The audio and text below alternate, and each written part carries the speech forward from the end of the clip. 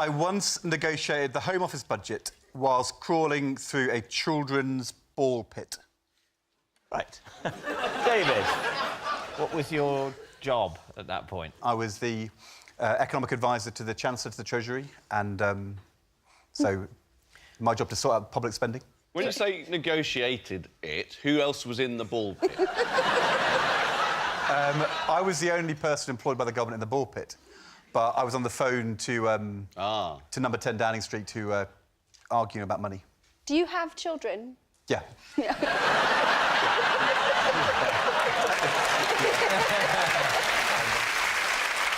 Why had you gone into the ball pit? Was it for a private sort of ball area to discuss the Home Office budget, or were the children you were responsible for getting in trouble with the ball? There was a younger one which was in quite a lot of trouble.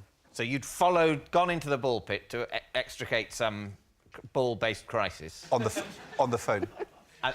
So the call started before you went into the I'm ball just pit. sitting there having a coffee.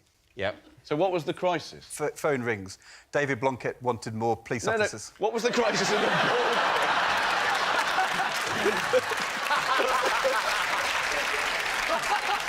What was the political crisis? What was the problem in the ball pit that made you go in? Yeah. There was screaming and cries for help. It was a blockage. And there are tunnels and things, are there? Tunnels and slides, and right. the way it works is you have ball pit, tunnels, kind of ladders, all sorts of Tommy stuff. Cooper impression. Ball pit, tunnels. Tunnels, ball pit, tunnels. Can I just ask, was the blockage balls or was it a child? I think If you was, went in there, wouldn't you have caused a bigger blockage? It was... But sometimes you just got to go in. Who has rung you up? Jeremy Hayward. He was the principal private secretary to the Prime Minister, and he's now the Cabinet Secretary. The problem was David Blunkett wanted the police officers. We didn't have enough money, and Jeremy was ringing me to try and sort out the problem. And I'm on the phone, and suddenly the cry comes, and do I admit to Downing Street that I'm in a children's ball player, or do I try and bluff it out?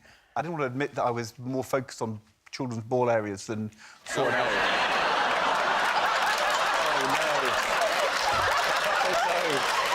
You're right about that, Ed. That wouldn't have helped.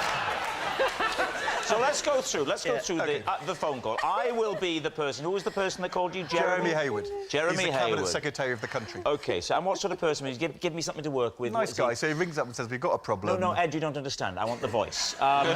Is he northern, southern, old, young? Sounds exactly like Tom Jones. Excellent. So listen.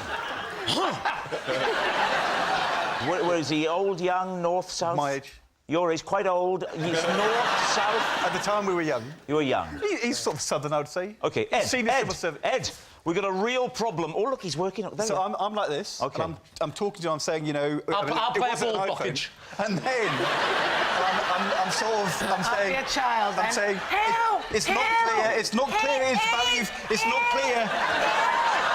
It's not clear its value for money. I'll tell you what, there's your publicity shot. So, Ed, how did this all resolve itself? Did we got the police officers in the end, but not the... Not that! Ed, we're not so concerned about we're worried about the children. The children. I mean, I'm wondering, do you still have access to them? Basically, I grabbed the legs and I pulled. Yeah? Pulled him out. Out he came. And was it your child? What do you think? This is entirely possible. It is? Yeah. I think it's true. The only thing that makes me doubt it, really, is the coincidence of the balls at the location and the balls in Ed's surname. That's why you doubt it? That's why I doubt Really? it. Yes, because that's what makes it something that someone would have invented and written on a card to be read out for a television programme. What do you think, Kimberly? Does it sound truthful to you? There's a big part of me that does think it's true. Yes.